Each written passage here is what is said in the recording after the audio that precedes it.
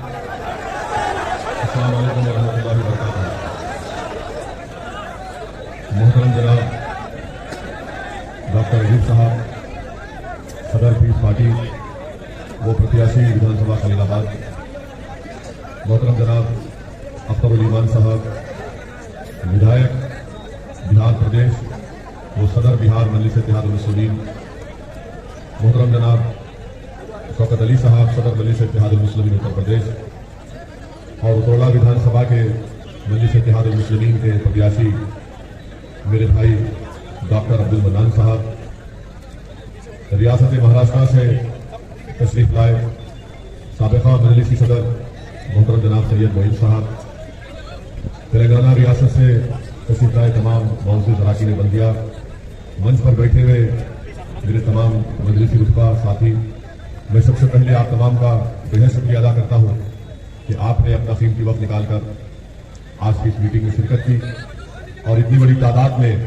आपका अल्हम्दुलिल्लाह यहाँ पर जमा होना इस बात का पैगाम देता है कि आप तमाम ने 3 मार्च के दिन ये फैसला ले लिया तो उतरौला विधानसभा से आपका आइंदा विधायक डॉक्टर अब्दुल मन्नान होंगे इंशाअल्लाह।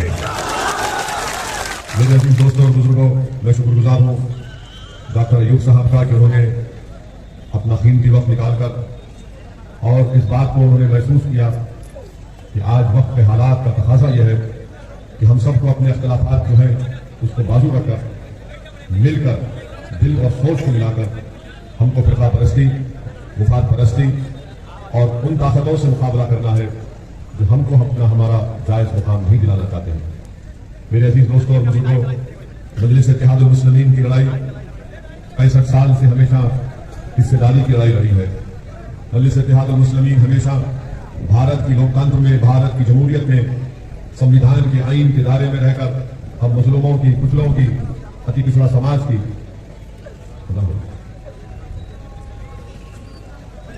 मैं आपको बता रहा था कि 65 साल से मजलिस इत्तेहादुल मुस्लिमीन का सियासी सफर यही रहा कि भारत के संविधान और आईन के दायरे में रहकर मुस्लिमों की आवाज को बुलंद किया जाए, उनका जायज मुकाम उनको दिलाया जाए और उनको हिस्सेदारी की लड़ाई में उनको उनका हिस्सा मिले।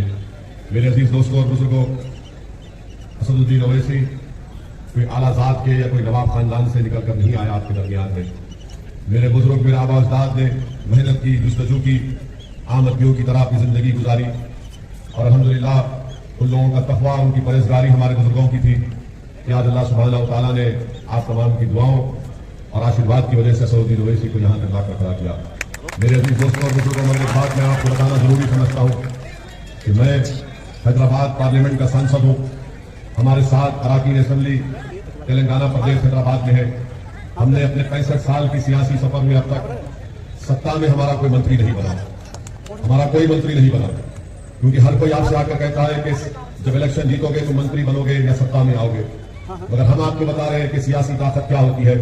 हमारे 7 विधायक हैं, 1 MP है, हैदराबाद में 44 हमारे कॉर्पोरेटर हैं।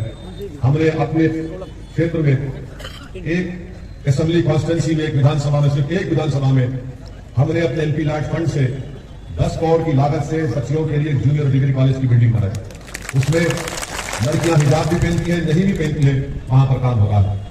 1.5-2 महीना पहले हमने वहां के कॉर्पोरेटर नसीर साहब यहाँ पर उतरौला में आपके दरमियान में उनसे पूछ लीजिए, हल्के असेंबली कारवान में हमने सरकार के पास बैठकर सिर्फ एक विधानसभा में हमने 290 करोड़ की ड्रेनेज लाइन मंजूर करवाई। सिर्फ एक विधानसभा की मिसाल दे रहा हूं, 290 करोड़ की ड्रेनेज लाइन मंजूर करवाई। हमारे भाई अकबरुद्दीन ओवैसी की विधानसभा चंद्रायन टुके में वहां पर उन्होंने कहा कि मेरे पास भी 300 करोड़ की सीवरेज लाइन मंजूर करवाइए। हम मिनिस्टर से जाकर बात किए, उन्होंने उनसे कहा कि असद भाई, जो हमारे मिनिस्टर का नाम KT रामाराव है, KTR ने कहा कि असद भाई 1 महीने का टाइम दो, मैं चंद्रायन टुके में भी 300 करोड़ की सीवरेज लाइन मंजूर करवाऊंगा। मेरे अपनी दोस्तों और बुजुर्गों, ना सिर्फ ये बल्कि मजलिस ने हैदराबाद में हमारे बुजुर्गों ने हमने कुछ नहीं किया। हमारे बुजुर्गों ने medical college, engineering college, MBA, MCA college, school of nursing और 2 दवाखाने हम लोग चलाते। कम से कम पैसों में वहां पर गरीबों का इलाज होता है। मेरे भाई, ये कोई हम किसी से पैसा नहीं लिए, बल्कि आपने जो हमको वोट डालकर ताकतवर बनाया, तो हम उस ताकत का इस्तेमाल आपके लिए किया और ये तमाम इदारों को कायम किया। ये हमारे इदारे नहीं है, हमारे जाति नहीं है, और अल्लाह बेहतर जानता है कि इसमें से एक पैसा भी हम नहीं लेते। एक ट्रस्ट है, वो एक ट्रस्ट चलाता है। हम मर जाएंगे, हम जमीन की रिजा बन जाएंगे, मगर इंशाअल्लाह इदारे सुबह क़यामत तक आबाद और शादाब रहेंगे। ये मजलिस ने काम किया। और फिर आपको एक और मिसाल देते हैं, कोविड की दूसरी वेव में पिछले साल जून जुलाई अगस्त में आप अंदाजा नहीं कर सकते कि हमको दिन में कई फोन आते थे बच्चों के। वो जो बच्चे जोमेटो में काम करते, खाना कोई फोन पे ऑर्डर किया तो एक लड़के ने हमको फोन किया कि सर साहब हमारी मोटरसाइकिल के ऊपर 10,000 का पुलिस का ट्रैफिक का चालान है और हम जोमेटो में काम करते हैं, मैं दिन में 100 रुपए नहीं कमाता हूं, 10,000 कहां से दूंगा। मैं कोई एहसान जताने के लिए नहीं कह रहा हूं, मैंने फौरन मजलिस की तरफ जिम्मेदारों को फोन किया और उस मुतालिका वहां के कॉर्पोरेटर को मजलिस के सदर कहा कि भाई ये गरीब बच्चा है, इसका इंतजाम करो। 1.5 घंटे के अंदर उसका जो ट्रैफिक का चालान था 10,000 रुपए दिए, वो बच्चा उसी से पूरा कोविड में काम करता रहा, तो कमा दिया। फिर कोविड में सुनिए अभी अरे इनको जिताओ जिंदाबाद हम भी बोलेंगे, और फरीदाबाद से डॉक्टर अयूब को। दूसरी बात यह कि कोविड की महामारी में आपको मिसाल दे रहे, उत्तर प्रदेश में भी आपने देखा कि पानी के ऊपर लाशें गिर रही थी, नदी के किनारे कुत्ते किसी के बाप और मां की लाश को कुत्ते लोच कर खा रहे थे। उत्तर प्रदेश में गरीब को ऑक्सीजन नहीं मिला, अस्पताल मिला तो बेड नहीं मिला, बेड मिला तो दवाई नहीं मिली। वैसे थे एमपी, हमने क्या किया, हमने हमारे क्षेत्र में 800 ऑक्सीजन सिलेंडर हमने फ्री में जनता में दी, 800 ऑक्सीजन सिलेंडर। और एक कोविड पेशेंट को एक सिलेंडर काफी नहीं होता, कम से कम उसको सेहत होने तक 7 या 8 सिलेंडर उसको हम लोग फ्री में रिफिल करा के दिए। मैंने बाहर से बर्तानिया से 80 ऑक्सीजन कॉन्सेंट्रेटर मंगवाया, और ना सिर्फ हैदराबाद बल्कि अख्तर ईमान साहब हमारे बिहार प्रदेश के सदर बैठे, आप पूछ लीजिए, हमने अख्तर भाई के पास भी ऑक्सीजन कॉन्सेंट्रेटर भी जाए। अख्तर भाई जो बिहार का, भारत का जिस तरह पसमानदा इलाका सीमांचल है, सीमांचल की जनता को हम सलाम करते हैं कि उन्होंने हमारे 5 विधायक को कामयाब किया। हमने कहा अख्तर भाई आज वहां की जनता परेशान है, बिहार की सरकार दरमियान में तो ऑक्सीजन कॉन्सेंट्रेटर बिहार को भी जाए, बिहार को भी जाए, हमारे हर एमएलए को 2-2 ऑक्सीजन कॉन्सेंट्रेटर लेकर रखिए, अस्पताल में दीजिए।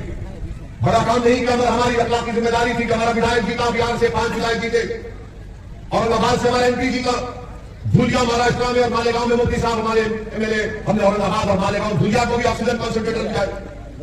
बताओ कोई सियासी राजनेता, कोई पार्टी इस तरह का काम किया कोविड के सेकेंड वेव में? हमारे मजलिस के हैदराबाद के जिम्मेदार अपनी जान को जोखिम में डालकर कोविड के मरीजों के पास ऑक्सीजन सिलेंडर लाकर देते थे, घर पर लाकर देते थे, उसको फोन करते थे हमको कि हमारे को सिलेंडर की जरूरत। रात के 2-2 बजे, सुबह 3 बजे फोन आता है बेड नहीं मिलता, हमारे लोग बहुत थे मजलिस के जिम्मेदार अपनी जान की परवाह किए बगैर। ये मजलिस का तरीका है काम करने का। आप अगर यहां पर डॉक्टर मन्नान को अपना विधायक बनाएंगे, हम आपसे वादा कर रहे हैं कि ना सिर्फ डॉक्टर मन्नान बल्कि सऊदी यूनिवर्सिटी सुतुल्लाह विधानसभा में आपके दरमियान रहकर आपकी तकलीफ को दूर करने का काम करेंगे। मैं कोई आसमान से तारे तोड़कर लाने का वादा नहीं कर रहा हूं, जो अल्लाह ने मुझे इज्जत दी, मुकाम दिया, इसीलिए दिया कि मैं गरीब और मजलूमों का साथ दूं, और हम वो काम करते रहेंगे। आपको एक और सियासी ताकत का बताता हूं, अख्तर भाई बैठे हुए हमारे प्रदेश बिहार के सदर, जनता दल का नीतीश कुमार की पार्टी का एक मेंबर, उसको लोग गुंडाई लोग पकड़कर उसकी जान ले लिए, पूरी ऐवान असेंबली को अख्तर ईमान हिलाकर रख दिया, उसके घर को गए, उस पीड़ित परिवार के घर को गए, उसके घर वालों से मिला, उसकी बेवा को अख्तर ईमान ने बाजू बिठाकर सरकार से यह मुतालबा किया कि मरने वाले को 1 करोड़ रुपया मिलना चाहिए। मरने वाला तो नीतीश कुमार चीफ मिनिस्टर की पार्टी का था। नीतीश कुमार की सरकार बिहार में एनपीआर एनआरसी को पिछले दरवाजे से लाना चाहती थी, तो मजलिस इत्तेहाद मुस्लिमीन का विधायक बिहार की विधानसभा में खड़ा होकर वहां की सरकार को कह दिया अगर एनपीआर एनआरसी बिहार में शुरू होगा तो अख्तर ईमान पूरे पटना को जनता से भर देगा, यह काम हम बर्दाश्त नहीं करेंगे। लोग बोलते कि तुम्हारे 5 विधायक जीते बिहार से, तुम सत्ता में नहीं हो। मैं आज चैलेंज के साथ कहता हूं कि जिन विधानसभा से मजलिस के 5 विधायक जीते, जहां वर्षों से गांव में काम नहीं हो रहा था, आज वहां पर विकास का काम हो रहा है, जनता खुश है वहां पर। तो ये हमेशा बोला कि सत्ता मिलेगी, सत्ता जब मिलती है ना किसी को तो उसकी जेब मोटी होती है, गरीब का फायदा नहीं होता। सत्ता जब काम देते हैं तो उसमें काबिलियत होनी चाहिए कि लड़कर काम कराया जाए। बैठा जाकर एसडीएम के पास, डीएम के पास, एसपी के पास, या तो मुझे तुम जेल में डालो या गरीब से इंसाफ करो। ये काम मजलिस करके आई करेंगे तो हमें इंशाअल्लाह ताला। मेरे अजीज दोस्तों और बुजुर्गों, अब फिर हमारे ये जो समाजवादी के लोग, बसपा के, कांग्रेस के लोग बोलते कि बताओ डॉक्टर मन्नान और ओवैसी का क्या मामला है? अरे मैं तुमको आज की सभा में खड़ा होकर कह रहा हूं, बताओ अखिलेश और कांग्रेस के लीडर राहुल गांधी कौन से खानदान के शेख के मुरीद है? बताओ अखिलेश यादव और राहुल गांधी कौन से खानदान के शेख के मुरीद है? और वो जो बसपा की मैडम है वो कौन सी पिलानी मां है? याद रखो, अगर तुम बोलना शुरू करोगे तुम्हारी जबान बहुत लंबी है, बहुत खोल देंगे, पूरा शीशा खोल देंगे तुम्हारा। अगर तुम बात करते हो तसव्वुफ की तो सुनो, तसव्वुफ के माने जुनैद बगदादी रहमतुल्लाह ने बताए थे कि तसव्वुफ वो है, सूफी वो है जो दुनिया में अल्लाह, जो दुनिया में मर चुका और अल्लाह के लिए जिंदा। वो सबक हमने खानकाह से सीखा, अब हमको सबक सिखाएंगे? आप बताएंगे हमको? तो बताओ फिर तुम जिस पार्टी की तारीफ करें वो कौन सी खानकाह का शेख है? डॉक्टर मन्नान है, डॉक्टर है, इंसान है, तड़प रखता है आपके लिए। मेरे अजीज दोस्तों और बुजुर्गों, ये बात को आपको समझना है। और हम यहाँ के साबिका विधायक अनवर हाशमी साहब के लिए हम दुआ करते हैं कि अल्लाह सुब्हानहू व तआला उनको सेहत दे और उनकी मसाइब और मुश्किलात से अल्लाह उनको राहत दे। वो हमारे पार्टी के नहीं है, मगर हम कैसे नाम भूल जाए। यही तो वैसी की लड़ाई है, यही तो हमारी सोच है, यही तो हम इसलिए हमको बदनाम किया जाता है, जूते जमा करा दिए जाते हैं। मेरे भाई, औरंगाबाद में एमपी की सीट इम्तियाज जलील है। बोलते ये लोग क्या बोलते, ओवैसी आएगा तो बीजेपी भाजपा जीत जाएगी। भाग कहां जीतेगी? औरंगाबाद में 21 साल का शिवसेना का एमपी था। कितने साल का था? वो शिवसेना से बुरा है।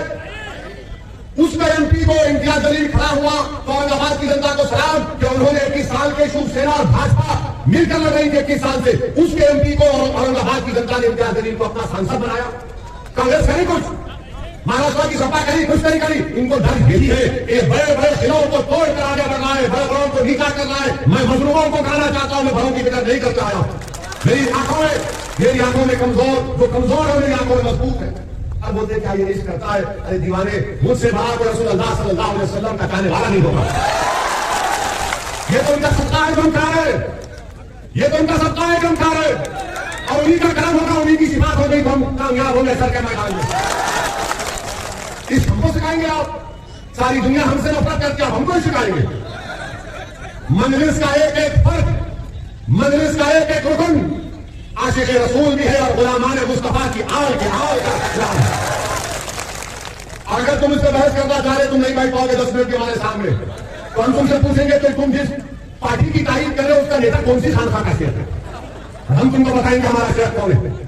मेरे अजीज दोस्तों और बुजुर्गों, क्या कहा था इकबाल ने इसके बारे में? इसके मिदराब से नग़्मे तारे हयात, इससे नूर हयात, इससे नारे हयात।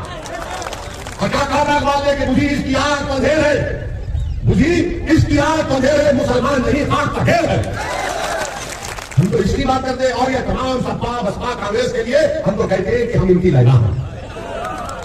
ये पूरे हमारे पीछे पड़े रहते हैं दिन भर, रात में भी इनको ख्वाबों में नजर नहीं आते हैं। इसलिए हमारी गाड़ी पर गोलियां चलाई गई, 4-4 गोलियां हमारी गाड़ी पर चलाई गई।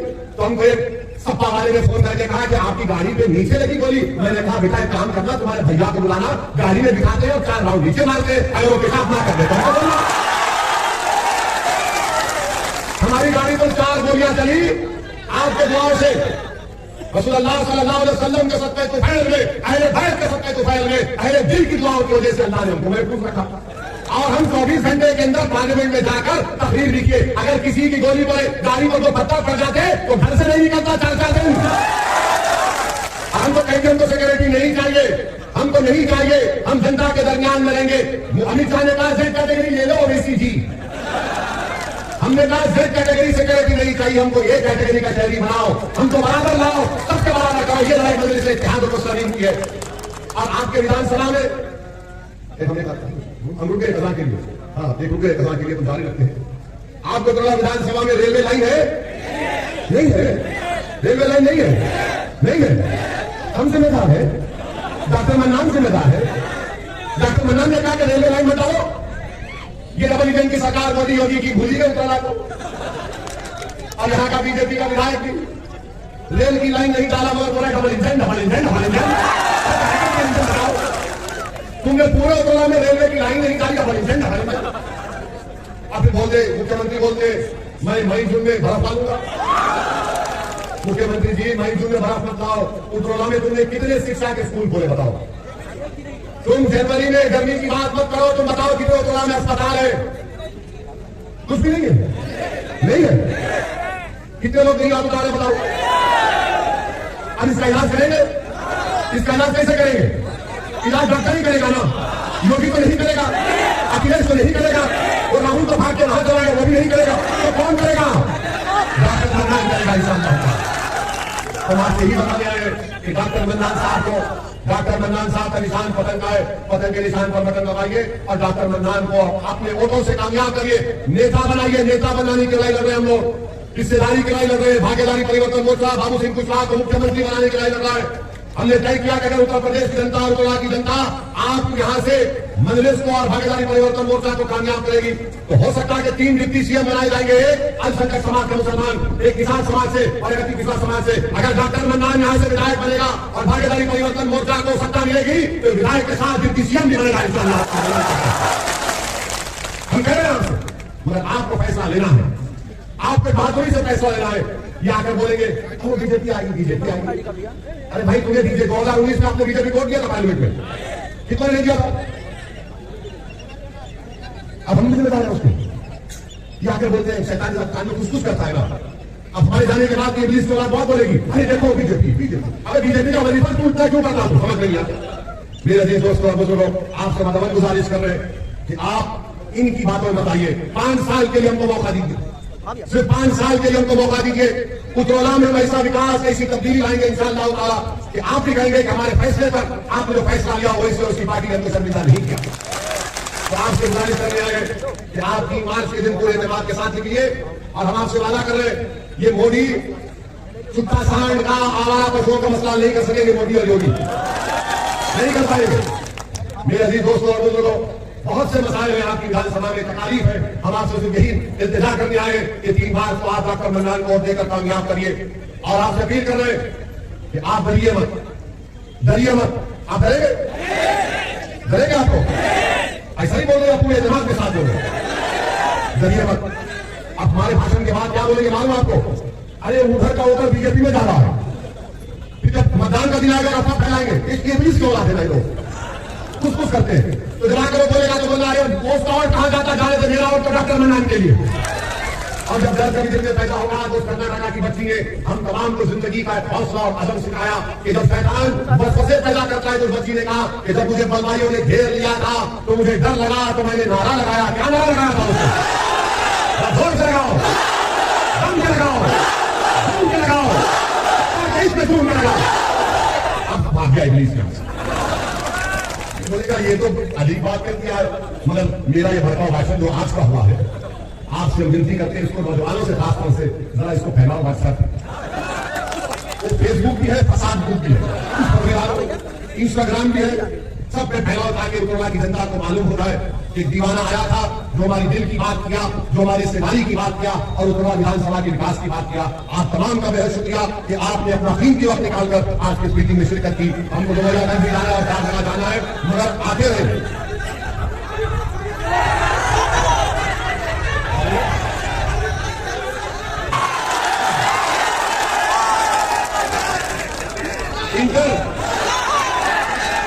ये तो तुम लोग पूरे घंटा ना करो।